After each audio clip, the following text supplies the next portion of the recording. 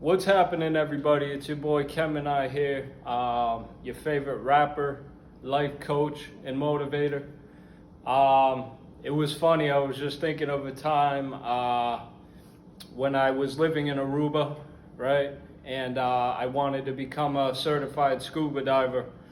The reason being is that I was pursuing the Navy. I wanted to be a Navy SEAL.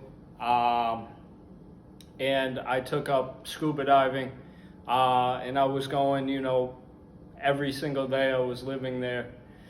Aruba, man, one of my favorite places to visit and to live, right? If you haven't been there, I suggest, take a trip over there. It's a nice vacation spot. Beautiful beaches, oh my gosh. Beautiful restaurants. Nice palm trees everywhere.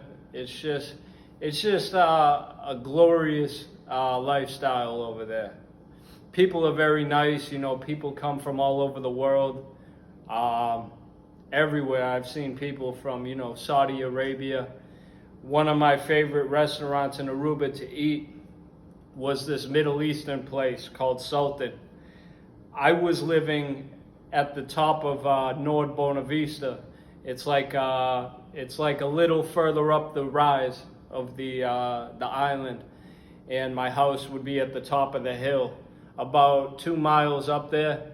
So I'd walk down to where all the tourist attractions were every single day. They have a McDonald's down there, and they have a Wendy's. Basically all the same things they have over here, Subway, but the currency is a little bit different, right? It would be a little more expensive because it's just how they do things. Their currency is, it's not pesos, but I forget what it is. Florins is what they call it, and like 375 florins is like $1 US. So U.S. money is more valuable there. You could get the same food you can in Aruba as you can here, and everything's a little bit different over there for sure. The primary sources of income in Aruba is tourism, right? People travel, they pay money to go on boat rides, they pay money to, they could take you skydiving over there. I wasn't able to do skydiving, but yeah. I spent probably $1,000 scuba diving over there, right? Because the tanks and stuff, it's all expensive. But, and then you go into the city, which is Oranjestad. You have many more restaurants, and all these places have beautiful beaches. You can go fishing. You can go bring the food back, the fish back to your house and cook it up. It's a very good thing to do over there is to fish. And but when we were scuba diving, I'll tell you a little story. I was on my 4th dive. It was the last dive that you need to become certified. So I went with a group of like 12 other people, and we sunk down to the bottom, probably like 60 feet, right? We began our dive. We're searching for the shipwreck, right?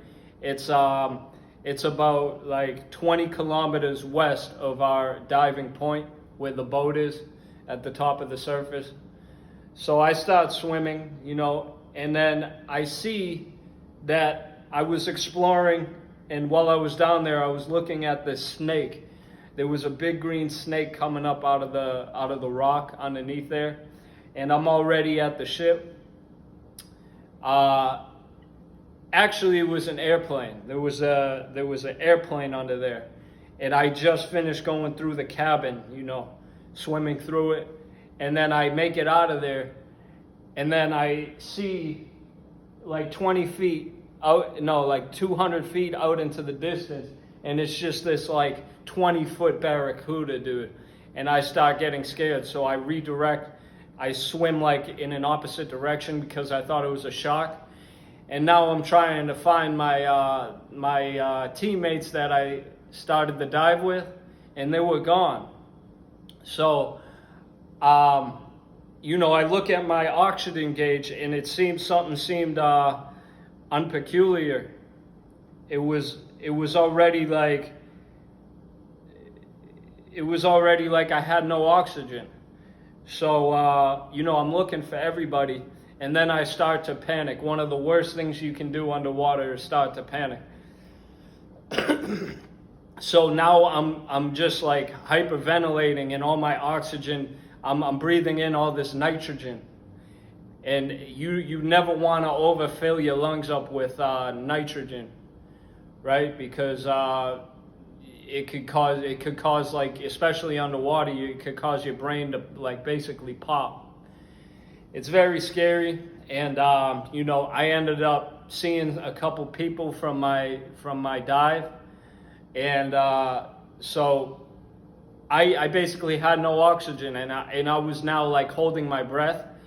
While I was panicking, I knew that like I needed to hold my breath right now, because like I'm sucking in way too much oxygen. Everything's in chaos underwater, right? I could either just drop all my things, all my tanks and stuff, and leave it at the bottom of the ocean and just swim to the top. But they taught us this in training, to never swim up to the top from the bottom, because you haven't equalized enough, and your nitrogen levels combined with your oxygen levels can screw up your heart and everything. So I see the instructor, she's like 100 feet out. I just start swimming as fast as I can to her. I'm tapping her on the shoulder as I'm like blowing all these bubbles out. She has no idea what the hell is going on. And then she gives me her spare oxygen, and we go like that, and we put it in my mouth as we ascend to the top. It was a very scary situation, man. But you know, I recommend, if you're gonna try and scuba dive, that you know you get a little bit of experience. Don't just go under there without a tutorial. Obviously. So yeah, but underneath there, it's a whole different world, man. It feels like you're flying. You're gliding.